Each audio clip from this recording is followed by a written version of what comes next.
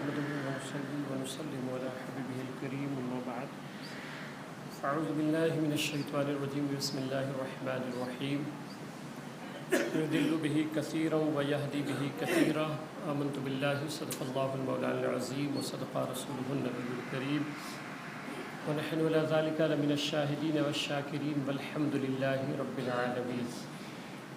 آئیے کچھ عرض و معروض ہو، اس سے قبل ہم اور آپ مل کر کے والہانہ محبتانہ انداز میں حضور صلی اللہ علیہ وسلم پر درود پاک پڑھ لیں گے۔ صلی اللہ علیہ وآلہ صلاۃ و سلام علیک یا رسول اللہ صلی اللہ تعالی علیہ وسلم۔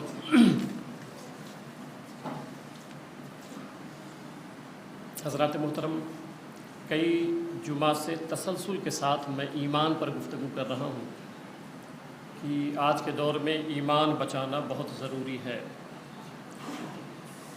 ہمیں کبھی یہ نہیں سوچنا چاہیے کہ کون ناراض ہو رہا ہے اور کون خوش ہو رہا ہے، اور پھر ایک سوچ یہ بھی بن جاتی ہے کہ یار اس وقت اتحاد کی ضرورت ہے، کلمہ پڑھنے والے سب کو ایک ہونا چاہیے۔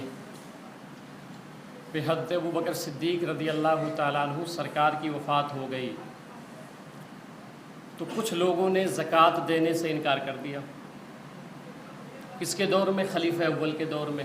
اور وہ لوگ کون تھے؟ جو کلمہ پڑھتے تھے، حضور صلی اللہ علیہ وسلم سے محبت کا دعویٰ کرتے تھے، قرآن کی تلاوت کرتے تھے، نماز وغیرہ کی کثرت تھی۔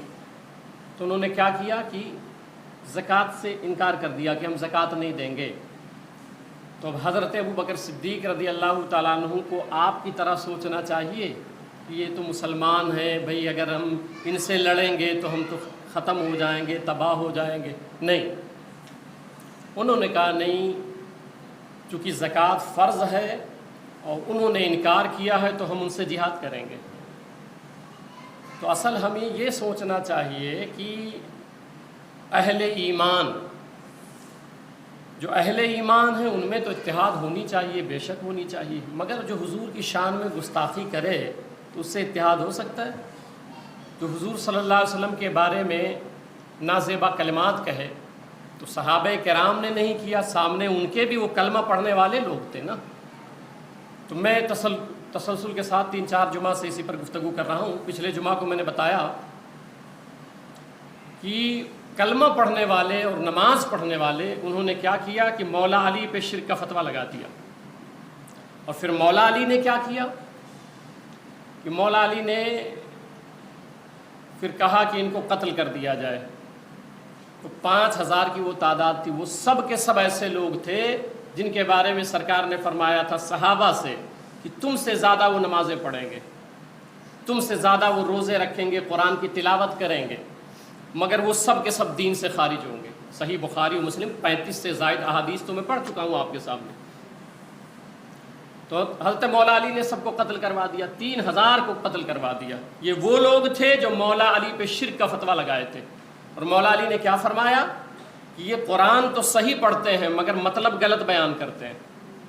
قرآن صحیح پڑھتے ہیں مگر مطلب غلط بیان کرتے ہیں۔ جب اس دور میں قرآن صحیح پڑھتے تھے، مطلب غلط بیان کرتے تھے، اور مطلب غلط بیان کر کے شرک کا فتویٰ سامنے والے پر لگاتے تھے، تو اگر آج کوئی شرک کا فتویٰ لگا رہا ہے تو ہمیں گھبرانا نہیں چاہیے۔ یہ تو مولا علی سے شروعات ہو چکی ہے۔ اب اس پر ایک حدیث اور صحیح مسلم سے پڑھتا ہوں کہ یہ جو خارجی تھے نا، ان کی نمازیں، عبادت، تو آج جیسے ہم لوگ متاثر ہو جاتے ہیں نا کہ یار اتنی عبادتیں سامنے والے کی ہیں۔ میں گفتگو ایمان پہ کر رہا ہوں۔ نماز ہم سب کو پڑھنی چاہیے نا، ہم پر فرض ہے، ذکر و اذکار ہمیشہ کرتے رہنا چاہیے، مگر ایمان اصل ہے۔ ایمان ہو تو عمل قبول ہوتے ہیں نا۔ میں نے بتایا تھا کہ ایک غیر مسلم نماز پڑھے قبول ہوگا؟ نماز تو پڑھ رہا ہے نا، عمل تو کر رہا ہے، کیوں؟ کیونکہ وہ ایمان والا نہیں ہے۔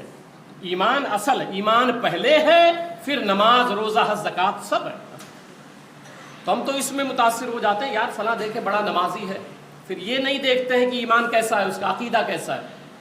میں اب یہ حوالہ صحیح مسلم سے دے رہا ہوں، صفحہ نمبر 805۔ یزید الفقیر رضی اللہ تعالیٰ عنہ، یہ صحابی رسول تھے۔ ہوا یہ کہ دیکھا کہ یہ جو خارجی جن کا تذکرہ میں 3 جمعہ سے کر رہا ہوں کہ کثرت کے ساتھ نماز، روزے، حج، زکوٰۃ، ان کو جب دیکھا نا تو متاثر ہو گئے. کہا یہ تو بڑے نیک لوگ ہیں، تبلیغ کرتے ہیں، اللہ کی توحید بیان کرتے ہیں، تو متاثر ہو گئے. خود کہتے ہیں یہ صحیح مسلم پیش کر رہا ہوں، متاثر ہو گئے، نماز روزہ دیکھ کے متاثر ہو گئے اور اسی گروہ میں چلے گئے. خود بیان فرماتے ہیں قال كنت قد شغفنی رائے من رائے الخوارج، جو خارجی تھے، خوارج جن کا تذکرہ میں نے کیا، نماز روزہ حج زکوٰۃ بہت زیادہ. تو کہتے ہیں کہ میں نے جب یہ دیکھا نا تو میں ان کے ساتھ ہو لیا، میں ان کے ساتھ چلا گیا کہ نہیں یار یہ تو بڑے نمازی ہیں، نیک لوگ ہیں. کہتے ہیں قالا فمرنا علی المدینہ، تو کہتے ہیں ہم لوگ تبلیغ کے لیے نکلے، جماعت میں نکلے، تبلیغ کے لیے نکلے کہ چلو اللہ کی طرف سب کو بلائیں گے، رسول اللہ صلی اللہ علیہ وسلم کی طرف بلائیں گے. تو کہتے ہیں کہ ہم تبلیغ کرتے کرتے جا رہے تھے تو ہم مدینہ شریف پہنچ گئے.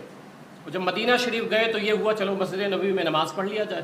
تو جب ہم وہاں گئے تو ہم نے دیکھا فَإِذَا جابر بن عبداللہ يُحَدِّثُ الْقَوْمَ جَالِسٌ، تو ہم نے مسجد نبوی شریف میں دیکھا کہ حضرت جابر بن عبداللہ ہیں، وہ لوگوں کو حدیث بیان کر رہے ہیں. اور یہ نکلے کس لیے تھے؟ تبلیغ کے لیے، لوگوں کو اللہ کی طرف بلانے کے لیے. تو کہتے ہیں میں نے دیکھا کہ وہ حدیث بیان کر رہے ہیں اور حدیث میں مصطفیٰ کریم صلی اللہ علیہ وسلم کے شفاعت کا ذکر کر رہے ہیں کہ سرکار محشر میں شفاعت فرمائیں گے، شفاعت کریں گے. اب یہ عقیدہ جو ہے نا سفارش والا، یہ خارجیوں کا نہیں تھا، آج بھی نہیں ہے. میں نے بتایا آپ کو، سرکار نے فرمایا وہ سلسلہ قیامت تک چلتا رہے گا. جو اس دور میں تھے، سرکار نے جب دیکھا تھا نا اور فرمایا تھا کہ نمازیں کثرت سے پڑھیں گے مگر دین سے خارج ہوں گے، تو کیا اسی دور میں تھے وہ لوگ؟ نہیں، سرکار نے فرمایا یہ قیامت تک ہوتے رہیں گے، جو نمازیں کثرت سے، روزے کثرت کے ساتھ.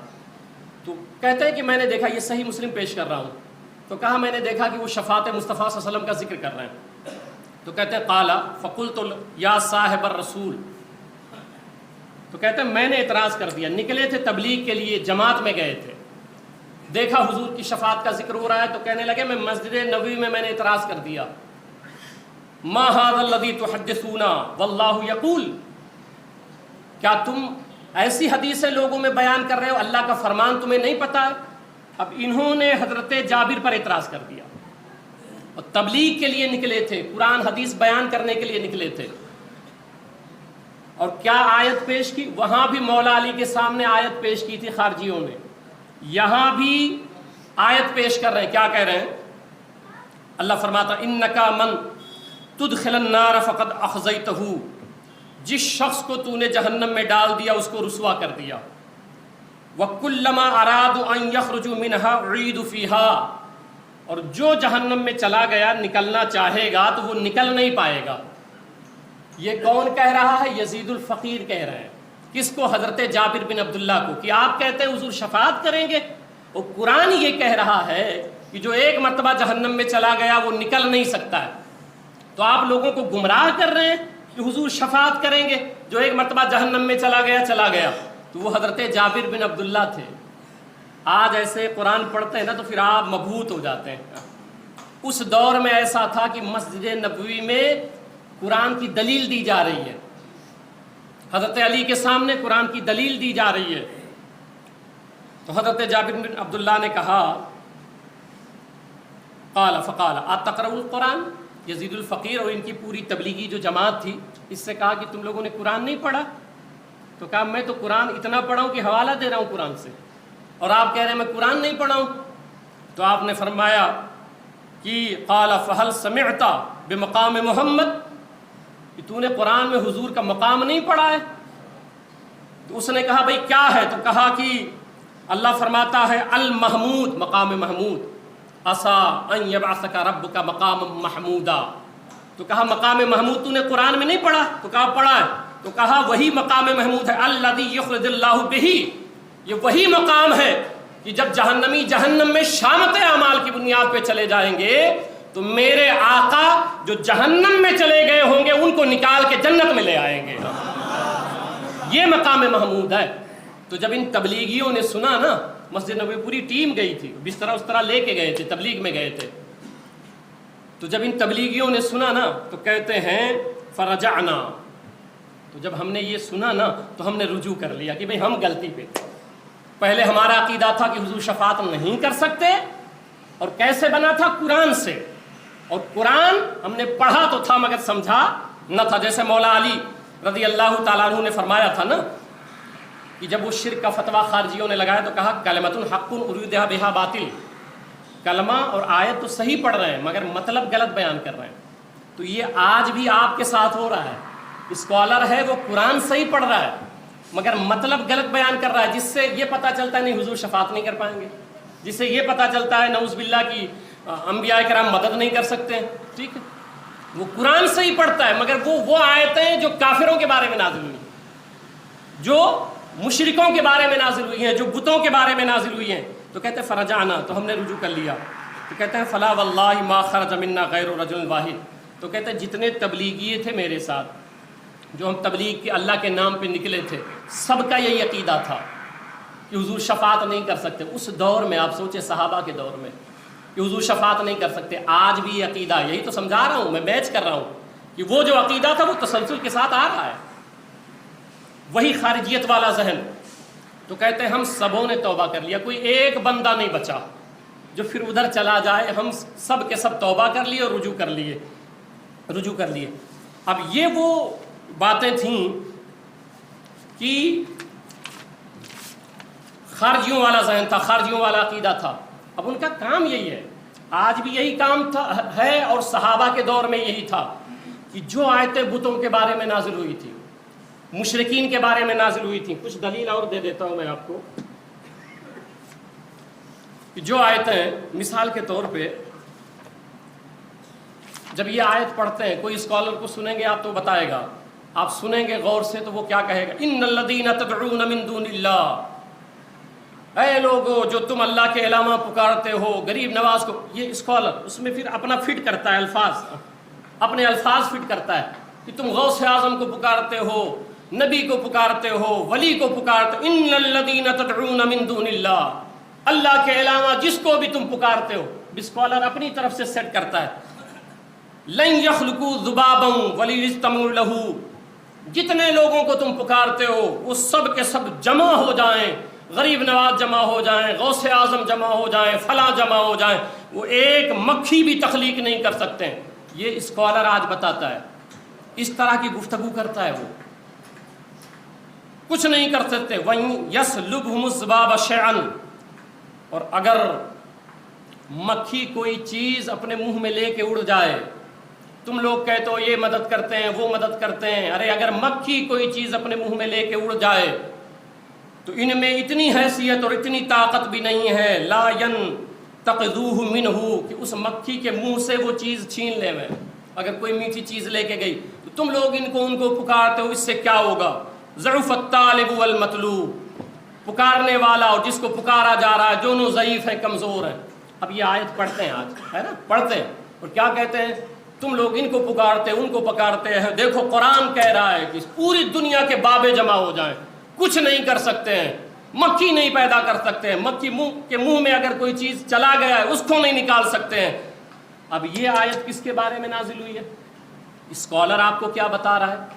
جاہل قسم کا اسکالر جو صرف قرآن کی آیت تو پڑھتا ہے، مطلب اپنے طبیعت سے نکالتا ہے. جیسے خارجی نکالتے تھے، میں نے 2 حوالہ دیا کہ جب مطلب اپنی طبیعت سے نکالا تو مولا علی کو مشرک بنا دیا، جب مطلب اپنی طبیعت سے نکالا تو حضرت جابر بن عبداللہ کو مشرک کر دیا. ٹھیک ہے، عقیدہ ان کا خراب ہوتا ہے.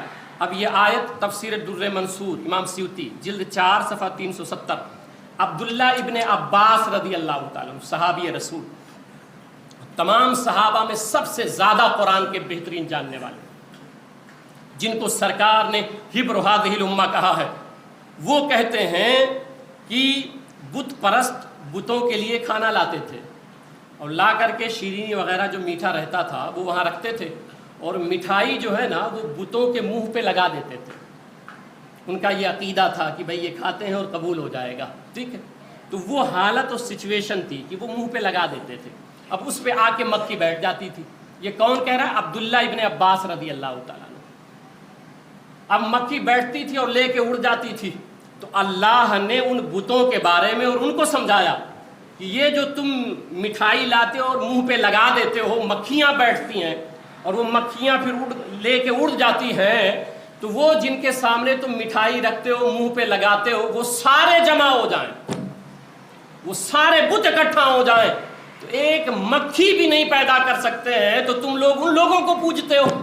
اب آپ اندازہ لگائیں کہ جو آیت نازل ہوئی ہے بتوں کے بارے میں، وہ کہہ رہے ہیں غوث پاک کے بارے میں، وہ کہہ رہے ہیں غریب النواز کے بارے میں، اسی طرح لوگ گمراہ ہو رہے ہیں آج کہ وہ آیت تو صحیح پڑھ رہا ہے مگر مطلب صحیح نہیں بیان کر پا رہا ہے۔ پھر تفسیر بیضاوی، عبداللہ ابن عمر رضی اللہ تعالیٰ عنہ، عبداللہ ابن عمر، وہ کہتے ہیں کہ یہ آیت بتوں کے بارے میں نازل ہوئی ہے، یہ جو میں نے پڑھا ہے کہ ایک مکھی نہیں پیدا کر سکتے ہیں، کس کے بارے میں؟ بتوں کے بارے میں نازل ہوئی ہے۔ عبد الرحمن بن محمد رضی اللہ تعالیٰ عنہ یہ کہتے ہیں یہ آیت بتوں کے بارے میں نازل ہوئی ہے۔ اب آپ بتائیں میں صحابہ کی مانوں کہ ان مولویوں کی مانوں؟ آپ سوچیں نا، سوچیں ذرا، احساس کریں کہ یہ کیسی کیسی باتیں کر رہے ہیں، ٹھیک ہے۔ اچھا، یہ کون کرتا تھا اس دور میں جو آیتیں بتوں کے بارے میں نازل ہوتی تھیں؟ اچھا، ایک حوالہ اور سن لیں، ایک دو حوالے اور سن لیں۔ حوالے میں پڑھیں گے، قرآن پڑھیں گے، میں سمجھا رہا ہوں صرف آپ کو۔ کہتے ہیں وَاتَّقُوا يَوْمًا لَا تَجْزِي نَفْسٌ عَن نَفْسٍ شَيْئًا، اور اس دن سے ڈرو جب کوئی جان کسی دوسرے جان کی جگہ کوئی بدلہ نہ دے سکے گی۔ وَلَا يُقْبَلُ مِنْهَا عَدْلٌ وَلَا تَنْفَعُهَا شَفَاعَةٌ، اور کوئی معاوضہ قبول نہیں کیا جائے گا اور نہ اس کو کوئی سفارشی فائدہ دے گی، یعنی کوئی سفارش نہیں کر سکتا ہے، کوئی مدد نہیں کر سکتا ہے۔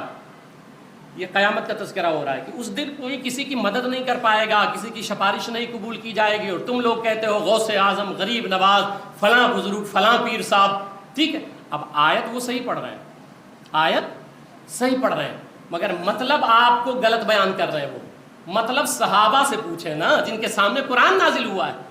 صحابہ کیا کہتے ہیں؟ عبداللہ ابن عباس رضی اللہ عنہ کہتے ہیں لا تغنی نفس کافرۃ عن نفس کافرۃ من عذاب اللہ شیئا، کوئی کافر شخص کسی دوسرے کافر کو اللہ کے عذاب سے نہیں بچا سکے گا۔ اب آیت کس کے بارے میں نازل ہوئی ہے؟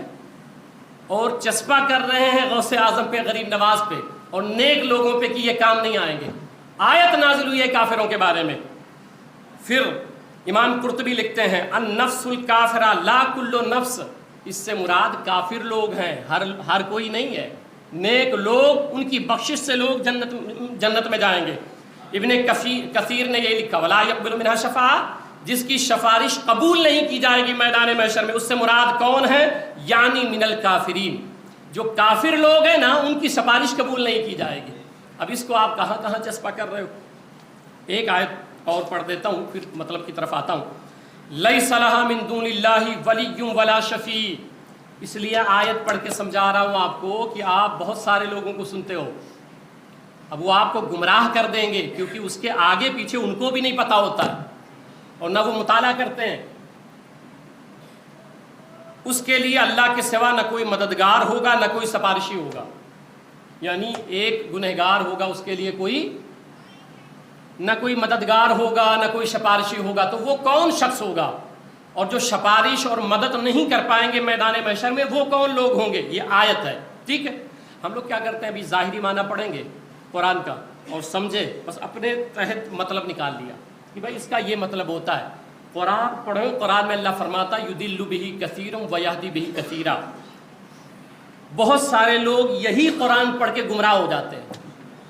پڑھیں گے قرآن مگر مطلب اپنی مقصد کے تحت نکالیں گے، اپنی مرضی سے گمراہ ہو جائیں گے۔ یدل بہ کثیر ویہدی بہ کثیرا، اور یہی قرآن پڑھ کر کے لوگ ہدایت بھی پا جاتے ہیں۔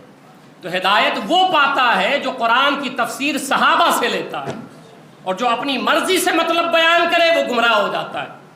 تو یہاں ہے کوئی مددگار نہیں ہوگا، کوئی سفارشی نہیں ہوگا۔ اب یہ آیت کس کے بارے میں نازل ہوئی؟ عبداللہ ابن عباس فرماتے ہیں یعنی الیہود والنصارى ومشرک العرب، جس کا محشر میں کوئی مددگار نہیں ہوگا، کوئی سفارشی نہیں ہوگا، اس سے مراد کون لوگ ہیں؟ عرب کے مشرک لوگ ہیں، یہودی ہیں اور نصرانی ہیں۔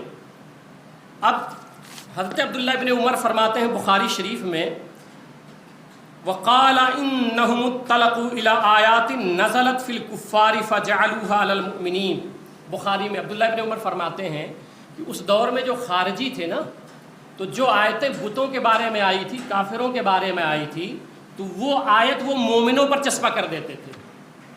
جو آیت بتوں کے بارے میں آئی ہے نا، وہ مومنوں پہ چسپا کر دیتے تھے، ان کے بارے میں آئی ہے. یہ خارجیوں کا طریقہ تھا اس دور کا.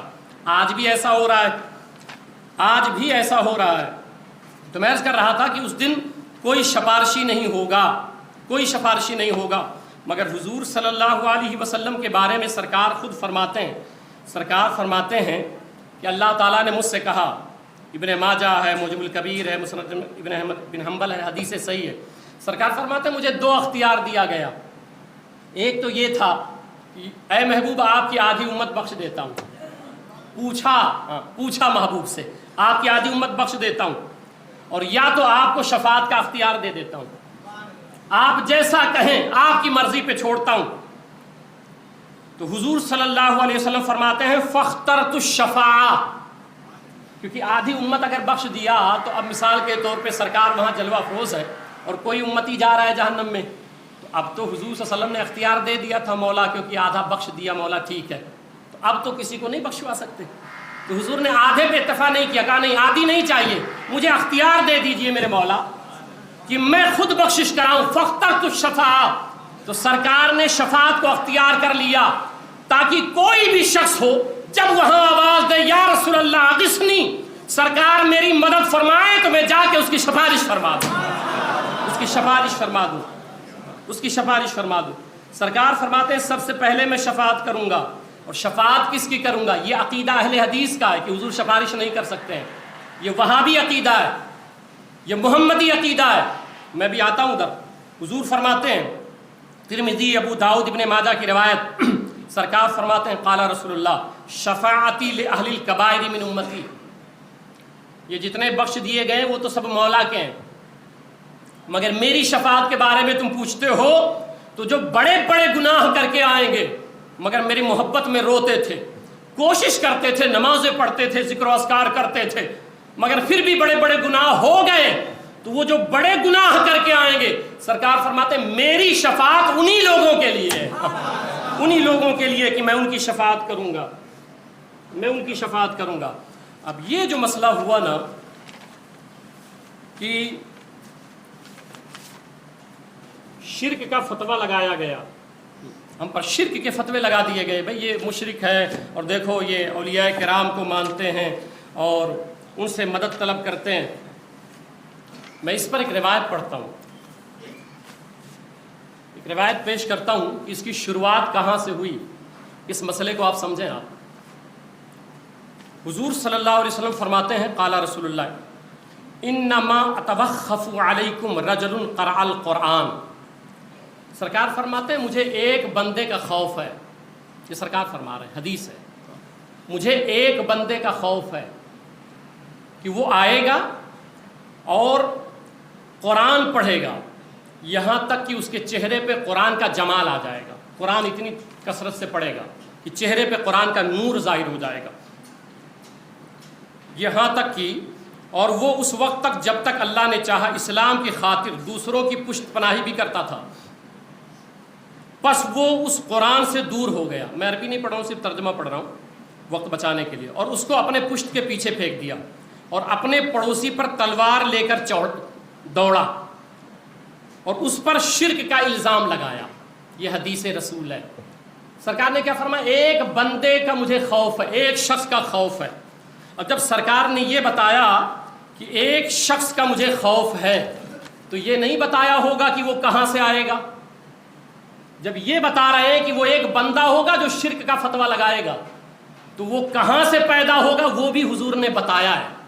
وہ سنیں، حدیث سنیں، بخاری اور مسلم سب سن لیں.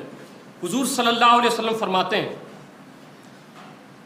حضرت عبداللہ ابن عمر راوی ہے، ان رسول قال عند باب حفصہ، حضرت حفصہ رضی اللہ تعالیٰ کے دروازے پہ سرکار کھڑے تھے. فقال بیدہ نحو المشرق، تو سرکار نے مشرق کی طرف انگلی کا اشارہ فرمایا. اور کیا فرمایا؟ الفتنۃ ہا ہونا، فتنہ یہاں سے ہوگا. وہ ایک شخص کے بارے میں جس کا تذکرہ حضور نے کیا مسجد نبوی میں کہ وہ ایک شخص ہوگا جو شرک کا الزام لگائے گا. خوف ہے مجھے اس بات کا، وہ ایک بندہ آئے گا. اب سرکار نے پھر اشارہ فرمایا فتنہ یہاں سے ہوگا. اور کیا ہوگا؟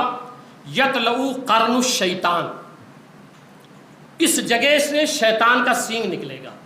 اور یہ بات سرکار نے 3 مرتبہ فرمائی، 3 مرتبہ فرمائی. ٹھیک ہے، اب آگے حدیث سنیں. پھر بخاری اور مسلم کی متفق علیہ. حضرت عبداللہ بن عمر کہتے ہیں کہ ذکر نبی صلی اللہ علیہ وسلم اللہم بارک لنا فی شامنا. سرکار نے دعا مانگی، اے اللہ ملک شام میں ہمارے برکت نازل فرما. اللہم بارک لنا فی یمننا. اب اشارہ کر رہا ہوں، وہ سرکار نے فرمایا تھا ایک بندہ آئے گا جو شرک کا الزام لگائے گا.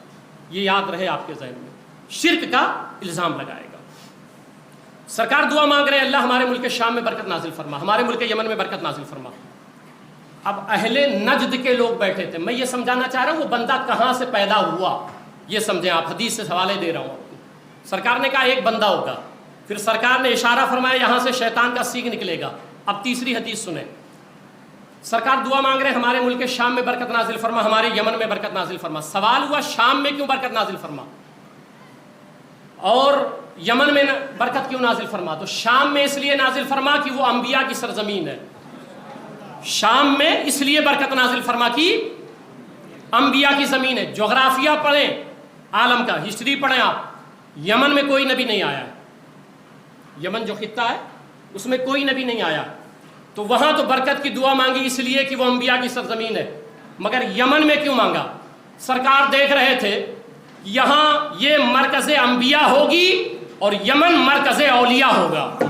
ویسے قرنی یمن میں پیدا ہوئے، ویسے قرنی یمن میں پیدا ہوئے. سرکار کو خوشبو بھی ادھر سے آتی رہتی تھی. تو نجد کے لوگ بیٹھے تھے. انہوں نے کہا یا رسول اللہ اوفی نجدنا، آپ دعا مانگ ہی رہے ہیں تو کہہ دیں ہمارے نجد میں بھی برکت نازل فرما. ٹھیک ہے. تو پھر سرکار نے دعا مانگی اللہم بارک لنا فی شامنا و یمننا. پھر انہوں نے کہا یا رسول اللہ فی نجدنا، نجد کے لیے کہہ دیں. سرکار نے پھر دعا مانگی اللہم بارک لنا فی شامنا اللہم بارک لنا فی یمننا. پھر نجد کے لوگ بیٹھے تھے، انہوں نے کہا فی نجدنا. تو 3 مرتبہ کہا. تو سرکار نے کیا فرمایا وہ سنیں. بخاری شریف ہے. حضور نے فرمایا ہناک الزلازل والفتن وبہا یطلع قرن الشیطان. سرکار نے فرمایا وہاں زلزلے آئیں گے، وہیں سے فتنہ اٹھے گا. اب یہ حضور شہر کا نام بتا رہے ہیں کہ وہیں سے فتنہ اٹھے گا، وہیں سے زلزلے آئیں گے اور وہاں سے شیطان کا سینگ نکلے گا. شیطان کا سینگ نکلے گا. اب وہاں پہ کون بندہ ہوا؟ نجد میں کون پیدا ہوا؟ اس کو سنیں آپ. نجد میں ایک شخص پیدا ہوا جس کا نام محمد بن عبد الوہاب نجدی ہے. اور یہ بھی عرض کر دوں کہ یہ تقریباً امام اہل سنت سیدی سرکار اعلیٰ حضرت کے پیدا ہونے کے 66 سال پہلے اس کی وفات ہوئی ہے. 66 سال پہلے اعلیٰ حضرت کے. آج ہم پر یہ الزام لگایا جاتا ہے کہ بریلوی والے کفر کا فتویٰ لگاتے ہیں، ہر کسی کو شرک کا فتویٰ، کفر کا فتویٰ، گستاخی کا فتویٰ لگاتے ہیں. اعلیٰ حضرت ابھی پیدا نہیں ہوئے ہیں. اعلیٰ حضرت سے 66 سال پہلے. اور جب یہ شخص پیدا ہوا تو میں آپ کو بتاؤں، ایک اور روایت پڑھ دیتا ہوں آپ کے کام کی ہے. اس پر کم سے کم مجھے 6 مہینے موقع ملے نا تو پھر میں گفتگو کروں آپ سے. کم سے کم 6 مہینے ملے تو میں آپ کو بتاؤں کہ حقیقت حال کیا ہے. یہ نجد میں پیدا ہوا. مگر حضرت عبداللہ ابن عباس فرماتے ہیں کہ ایک دن کفار قریش دار الندوہ میں بیٹھے تھے اور یہ میٹنگ کر رہے تھے کہ حضور صلی اللہ علیہ وسلم کو کیا کیا جائے. یہ دین کا پرچار کر رہے ہیں تو کیسے روکا جائے. تو اس میں ایک بڈھے کی شکل میں ایک شخص آیا اور اس نے کہا کہ مجھے تمہارے اس اجتماع کی اطلاع ہوئی، میں آیا ہوں اور تم کچھ نہ چھپانا مجھ سے، میں تمہارا دوست ہوں، تمہارا رفیق ہوں. کون کہہ رہا ہے؟ عبداللہ ابن عباس روایت بیان کر رہے ہیں. وہ بڈھا شکل کا آیا، اس نے کہا میں تمہارا دوست ہوں، مجھ سے کچھ چھپانا نہیں، نبی کے خلاف ہو نا. اب وہ جو شخص آیا تھا تو جو بیٹھے تھے انہوں نے پوچھا کہ تو کون ہے، تو کون ہے بڈھے سے. تو اس نے کہا میں شیخ نجدی ہوں. یہ عبداللہ ابن عباس لکھتے ہیں روایت، میں شیخ نجدی ہوں. شیخ نجدی نجد میں پیدا ہوا 600 سال کے بعد. مگر ابلیس شکل میں آ رہا ہے 600 سال پہلے. کہ ابلیس کو بھی یہ پتا تھا کہ میرا جو گروہ چلے گا وہ نجد سے چلے گا، نجد سے چلے گا. 600 سال کے بعد پیدا ہوا ہے شیخ نجدی. مگر 600 سال پہلے ابلیس کس کی شکل اختیار کیا؟ شیخ نجدی کی. شیخ نجدی کی شکل اختیار کیا. اب وہاں پہ جب یہ بندہ پیدا ہوا محمد بن عبد الوہاب نجدی، تو اس نے کیا کام کیا؟ آپ اس کی عبارتیں پڑھیں۔ 1115 میں یہ پیدا ہوا وہاں پہ، اور اس کے جو والد ہیں عبد الوہاب رحمۃ اللہ تعالی علیہ، وہ نیک سنی صحیح العقیدہ تھے۔ والد محمد بن عبد الوہاب باپ ہیں، وہ سنی صحیح العقیدہ تھے، یہاں تک کہ اس کے سگے بھائی محمد سلیمان بن عبد الوہاب رحمۃ اللہ تعالی علیہ، انہوں نے محمد بن عبد الوہاب یہ جو نجدی تھا اس کے خلاف، اپنے سگے بھائی کے خلاف پوری کتاب لکھی ہے۔ پوری کتاب سگے بھائی نے اپنے بھائی کے خلاف، کتاب کا نام ہے الصواعق الالہیہ فی الرد علی الوہابیہ۔ یہ سگے بھائی نے، اور اس نے جب وہاں جنم لیا اور پیدا ہوا تو آج جو ریاض ہے عرب میں، سعودی میں جو ریاض ہے دارالحکومت ہے، وہ 3 حصوں میں بٹا ہے، اسی کو نجد کہتے ہیں، پرانا نام اس کا نجد ہے، جو آج جس کو آپ ریاض کہتے ہو۔ سرکار نے یہی فرمایا تھا یہیں سے زلزلے اور فتنے ہوں گے، حضور کی حدیث ہے۔ یہ بندہ وہیں پیدا ہوا، اور پھر اس نے سعود نام کے ایک شخص کے ساتھ معاہدہ کر دیا۔ معاہدہ کرنے کے بعد اس نے مکہ اور مدینہ پر حملہ کیا۔ اس وقت ترکی حکومت تھی، پورے عالم میں ترکی حکومت تھی، اور وہ سب سنی صحیح العقیدہ تھے، سب سنی صحیح العقیدہ تھے پوری دنیا میں۔ اس نے 1140 میں وہابی فرقے کی بنیاد ڈالی، اس سے پہلے اس کا وجود نہیں ہے، 1140 میں، اور سعود کے ساتھ مل کر کے اس نے حملہ کیا۔ جانتے کتنے مسلمانوں کو اس نے قتل کیا؟ تقریباً 3 لاکھ مسلمانوں کو اس نے قتل کیا۔ اور یہ جو ہے نا، جو سرکار نے فرمایا کہ وہ شرک کا الزام لگائے گا، مسلمانوں پر بڑے حملے ہوئے، بہت قتل کیا گیا۔ چنگیزیوں کو دیکھیں، تاتاریوں کو دیکھیں، انہوں نے مسلمانوں پہ حملہ کیا، اینٹ سے اینٹ بجا دیا ہے بغداد کی، مگر یہ الزام کبھی نہیں انہوں نے لگایا کہ یہ مشرک ہے۔ مسلمانوں کو مشرک کہہ کر کے الزام نہیں لگا۔ یہ پہلا بندہ پوری روئے زمین پر ہے جو سرکار نے فرمایا تھا ایک بندہ ہوگا جو شرک کا الزام لگائے گا۔ اور اس نے کیا کیا سنیں، خود اس کی عبارت میں پڑھ کے سنا رہا ہوں آپ کو، میں ترجمہ کر رہا ہوں وقت بچانے کے لیے۔ یہ کہتا ہے، اور تم کو معلوم ہو چکا ہے کہ ان لوگوں یعنی مسلمانوں کا اللہ کی توحید کو مان لینا انہیں اسلام میں داخل نہیں کرتا ہے، یعنی جو صرف اللہ کو مانتے ہیں وہ مسلمان نہیں، اور ان لوگوں کا فرشتوں، نبیوں، ولیوں سے شفاعت طلب کرنا اور ان کے ذریعے سے اللہ کا قرب چاہنا وہ سبب ہے جس نے ان کو قتل کرنے اور ان کے اموال کو لوٹنے کو جائز کر دیا۔ یعنی جو لوگ حضور کی شفاعت کا عقیدہ رکھتے تھے، اس کے نزدیک ان کا قتل واجب تھا، اور اس وقت روئے زمین پر سب کا یہی عقیدہ تھا کہ حضور شفاعت فرمائیں گے، انبیاء کرام سے مدد مانگنا جائز ہے، پوری روئے زمین کا یہ عقیدہ تھا۔ یہ پہلا بندہ پیدا ہوا اور جس نے یہ الزام لگا کہ سب کے سب مشرک ہیں۔ اور یہی نہیں، اس نے کہا کہ 600 سال تک جتنے لوگ ہوئے ہیں سب کے سب مشرک ہوئے ہیں۔ آپ الزام ہم پر لگاتے ہیں کہ سیدی سرکار اعلیٰ حضرت نے سب کو مشرک بنا دیا اور کافر بنا دیا، اعلیٰ حضرت ابھی پیدا نہیں ہوئے، اور یہ بندہ کہہ رہا ہے کہ 1115 میں پیدا ہونے والا کہہ رہا ہے کہ 600 ہجری کے اعتبار سے 600 ہجری جو تھی اس وقت سے لے کے 1100 سال تک جتنے ہوئے ہیں سب مشرک پیدا ہوئے ہیں، سب کو مشرک کہہ دیا اس نے بال اتفاق، کی کہا کافر ہیں۔ اور پھر اس نے تقریباً 2.5 سے 3 لاکھ مسلمانوں کو مدینہ کے، مکہ کے اور طائف کے قتل کر دیا۔ کیا الزام لگا کہ یہ مشرک ہے، یہ مشرک ہے۔ اس کا معاہدہ ہوا تھا، اب اس کے اچھا اس وقت حکومت ترکیوں کی تھی، تو ترکیوں نے لڑائی نہیں کہا مکہ مدینہ میں ہم نہیں لڑ سکتے، ایک نجد ہے ایک حجاز ہے، مکہ اور مدینہ کا جو خطہ ہے مکہ شریف ہے اس کو حجاز کہتے ہیں، اور جو نجد کا صوبہ تھا اس کو نجد کہتے تھے، وہ 3 حصوں میں بٹا ہوا تھا۔ تو سعود یہ شخص اس کا ساتھ دیا تھا، 2.5 سے 3 لاکھ لوگوں کو شرک کا الزام لگا کہ سب مشرک ہیں، سب کافر ہیں۔ آج بھی اس کے ماننے والے اسی تحریک کو وہابی تحریک کہتے ہیں، اسی تحریک کا نام وہابی۔ اور جب یہ بندہ پیدا ہوا اور اس نے وہابی تحریک کی بنیاد ڈالی، اس وقت تو اعلیٰ حضرت پیدا نہیں ہوئے تھے، تو اس وقت جو علماء تھے اس کے رد میں کتابیں لکھی، سعادت الدارین فی رد علی الفرقتین الوہابیہ و مقلدۃ الظاہرہ، یہ کتاب رد میں لکھی گئی، النقول الشرعیہ فی رد علی الوہابیہ، وہابی کے رد میں کتاب لکھی گئی۔ الاقوال المرضیہ فی الرد علی الوہابیہ، وہابی کے رد میں کتابیں لکھی گئیں. ٹھیک ہے، اب اس کے عقیدے آپ سنیں گے حیران رہ جائیں گے. اچھا پہلے وہ مسئلہ حل کر دوں. تو سعود اور یہ دونوں جب مکہ مدینہ میں آئے تو ترکیوں کی حکومت تھی. ترکیوں وہ اہل ادب تھے، عاشق رسول تھے، عاشق رسول تھے. انہوں نے کہا ہم لڑیں گے نہیں، حضور صلی اللہ علیہ وسلم کا دیار اور مکہ شریف خون حرام ہے بہانا.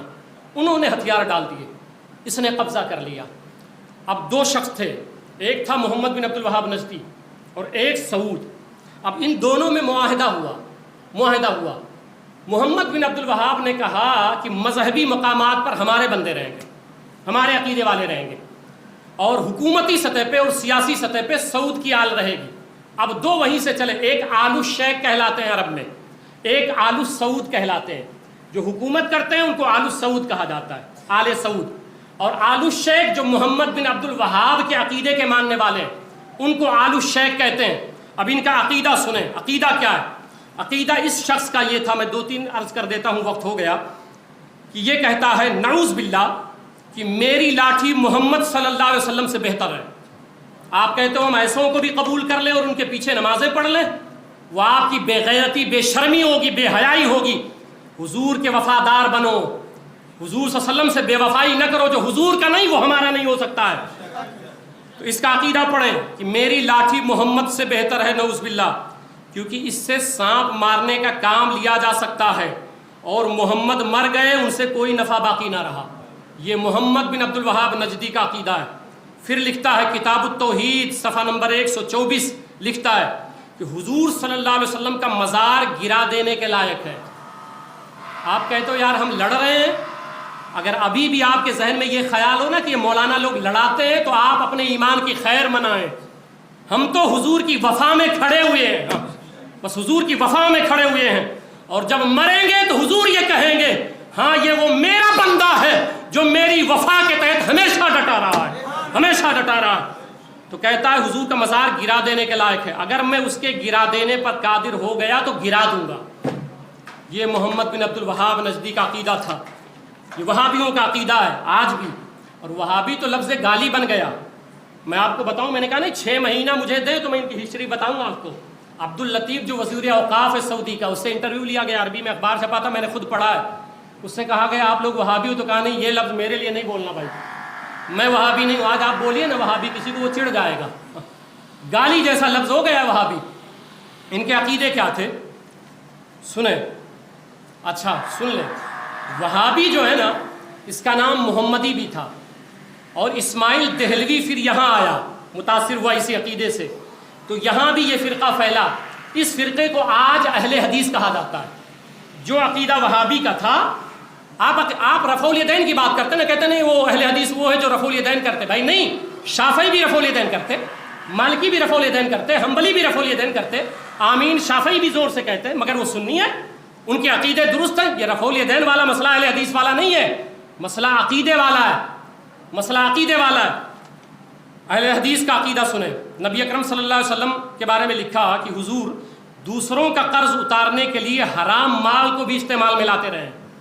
یہ عقیدہ ہے اہل حدیث. عقیدے پہ بات کیا کریں. یہ رفع الیدین اور آمین بالزہر یہ تو شافعی بھی کرتے ہیں، وہ صحیح ہیں اپنی جگہ پہ، رفع الیدین کا کوئی مسئلہ نہیں ہے.